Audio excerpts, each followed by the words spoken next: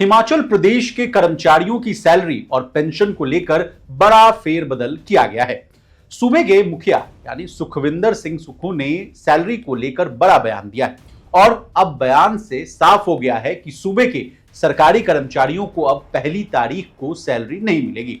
आपको तो पता ही है कि हिमाचल प्रदेश के आर्थिक संकट के बीच सितंबर महीने के 4 दिन बीत गए। ऐसे में अब तक सरकारी कर्मचारियों और पेंशनर्स को सैलरी या पेंशन नहीं मिल पा रही है। स्थिति क्लियर ना होने की वजह से कर्मचारियों के बीच में जो स्थिति है वो ऊहापोह वाली बन गई। तो चलिए, कब आएगी लाखों कर्मचारियों की सैलरी, इससे कहानी की शुरुआत करते हैं। नमस्कार, आप देख रहे हैं लोकमत हिंदी और मैं हूं आपके साथ विशाल शर्मा।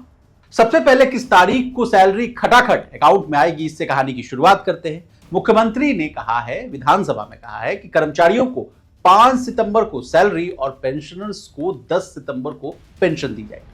प्रदेश की आर्थिक स्थिति जब तक ठीक नहीं हो जाती तब तक कर्मचारियों और पेंशनर को क्रमशः यानी 5 तारीख और 10 तारीख को सैलरी और पेंशन दी जाएगी। ये हुआ अपडेट।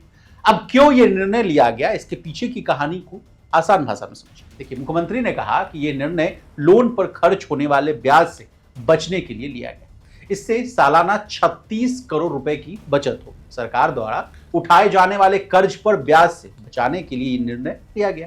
राज्य में पहली तारीख को सैलरी पेंशन दी जा रही थी, जबकि भारत सरकार से हमें 6 तारीख को रेवेन्यू डेफिसिट ग्रांट और 10 तारीख को केंद्र से शेयर इंसेंटिव टैक्स आता है। इस वजह से हमें 5 दिन के लिए हर महीने लोन लेना पड़ता है। उन्होंने कहा कि हर महीने इसका 7.50% ब्याज चुकाने पर 3 करोड़ ब्याज देना पड़ता है। इससे ब्याज की अनावश्यक बोझ कम हो। सैलरी पर हर महीने 1200 करोड़ खर्च और पेंशन पर 800 करोड़ रुपए खर्च होता है। हर महीने 2000 करोड़ कर्मचारी और पेंशनर्स को दिए जाते हैं। ये कहना है मुख्यमंत्री का।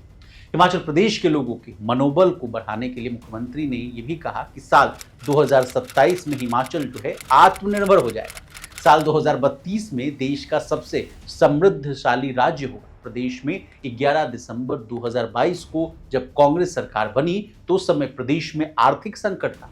अब कोई आर्थिक संकट नहीं है। इसे ठीक करने में कई अड़चनें और तकलीफें आ रही, लेकिन हमें फैसला करना होगा। समाज के हर वर्ग को साथ लेकर चलना होगा। अब हम फाइनेंशियल डिसिप्लिन की तरफ बढ़ रहे हैं, ये कहना है मुख्यमंत्री का। इसके अलावा मुख्यमंत्री ने विपक्ष पर भी जोरदार हमला करते हुए बोला कि साल 2018-19 और 2019-20 में रेवेन्यू सरप्लस था, बावजूद कर्मचारियों और पेंशनर्स को पूर्व सरकार ने डीए क्यों नहीं दिया, ये सवाल उठाया उन्होंने।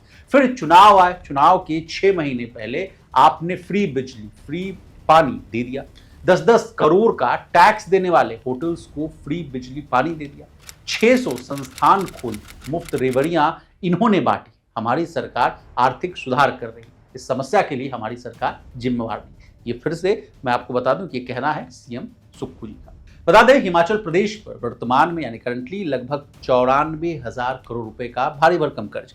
इस वित्तीय बोझ ने राज्य की वित्तीय स्थिति को अत्यधिक कमजोर कर दिया, जिसके कारण राज्य सरकार को पुराने कर्ज चुकाने के लिए नए कर्ज लेने पड़े। कर्मचारियों और पेंशनर्स के लिए राज्य सरकार पर लगभग 10,000 करोड़ रुपए की देनदारी बकाया है। इस राशि को भुगतान न कर पाने की स्थिति में सरकार को भारी आलोचना का सामना करना पड़ा। लोगों को आज भी सैलरी पेंशन न मिलने के आसार दिख रहे हैं। 2022 के चुनाव में सत्ता में वापसी के लिए कांग्रेस ने कई बड़े दावे किए। सरकार में आने के बाद इन वादों पर बेतहाशा खर्च किया जा रहा था। हिमाचल सरकार के बजट का 40% जो हिस्सा है वो सैलरी और पेंशन देने में ही चला जाता है। लगभग 20% जो कर्ज और ब्याज चुकाने में खर्च हो जा रहा है। तो इसी तरह जो पैसा है वो खर्च होता जा रहा है। लेकिन अब हिमाचल प्रदेश की स्थिति कब सुधरेगी, 2027 तक का बात किया जा रहा है। देखिए कब स्थिति सुधरती है। इसी तरह देश और दुनिया और बिजनेस जगत से जुड़ी तमाम ताजा तरीन खबरों के लिए बने रहिए हमारे साथ, देखते रहिए लोकमत हिंदी।